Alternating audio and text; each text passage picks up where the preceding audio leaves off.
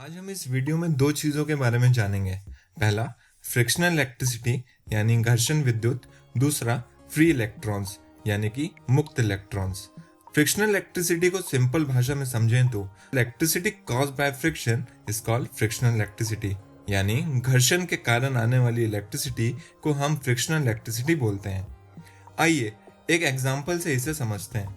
हमें एक कंघी लेनी है और उसे सूखे बालों पर घिसना है। उसके बाद उस कंघी को कागज के छोटे छोटे टुकड़ों के पास लाना है और हम देखते हैं कि कागज के टुकड़े कंघी की ओर आकर्षित होने लगते हैं और कंघी से चिपक जाते हैं। यही फ्रिक्शनल इलेक्ट्रिसिटी का उदाहरण है। इसके पीछे क्या कारण है, आइए हम जानते हैं। हम सब जानते हैं कि जब दो चीजों को आपस में घिसते हैं तो उनके बीच फ्रिक्शन आ जाता है।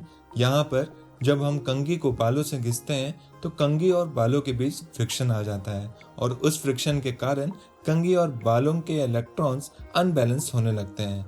इसी वजह से इलेक्ट्रॉन्स बालों से कंघी की ओर ट्रांसफर होने लगते हैं। यही कारण है बालों पर इलेक्ट्रॉन की कमी हो जाती है और कंघी पर इलेक्ट्रॉन की संख्या ज़्यादा हो जाती है। इसी वजह से बालों पर पॉजिटिव और कंघी पर नेगेटिव चार्ज आ जाता है। फिर जब हम कंघी को कागज के छोटे छोटे टुकड़ों के पास लाते हैं तो कागज के टुकड़े कंघी की ओर आकर्षित होने लगते हैं, क्योंकि कागज के टुकड़े न्यूट्रल स्टेट में होते हैं और जब भी कोई चार्ज्ड बॉडी किसी न्यूट्रल बॉडी के पास आती है तो वहां अट्रैक्टिव फोर्स लगता है। किसी भी मटेरियल पर पॉजिटिव या नेगेटिव चार्ज उसकी एटॉमिक प्रॉपर्टी से डिसाइड होता है।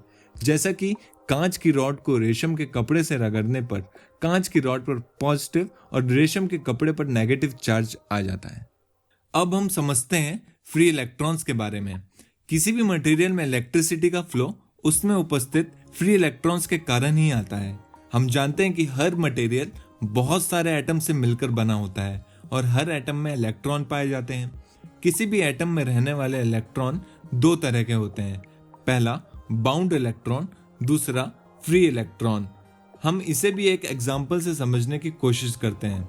हम एक एल्युमिनियम का एटम लेते हैं। जैसा कि हमें मालूम है एल्युमिनियम का एटॉमिक नंबर 13 होता है और उसमें 13 इलेक्ट्रॉन रहते हैं। एल्युमिनियम के आखिरी शेल के इलेक्ट्रॉन न्यूक्लियस से बहुत कम फोर्स से जुड़े होते हैं।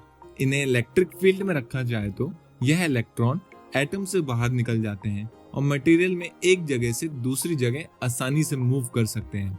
इन्हें हम फ्री इलेक्ट्रॉन कहते हैं और यही फ्री इलेक्ट्रॉन्स रिस्पॉन्सिबल होते हैं इलेक्ट्रिसिटी के फ्लो के लिए। यहाँ पर हम देखते हैं कि एल्युमिनियम के S और P शेल के इलेक्ट्रॉन न्यूक्लियस द्वारा बहुत ज्यादा अट्रैक्टिव फोर्स से बंधे हुए रहते हैं, इसलिए इन्हें हम बाउंड इलेक्ट्रॉन्स कहते हैं। एल्युमिनियम के आखिरी शेल के इलेक्ट्रॉन न्यूक्लियस से बहुत कम फोर्स से जुड़े होते हैं। इन्हें हम फ्री इलेक्ट्रॉन कहते हैं और यही फ्री इलेक्ट्रॉन्स रिस्पॉन्सिबल होते हैं इलेक्ट्रिसिटी के फ्लो के लिए।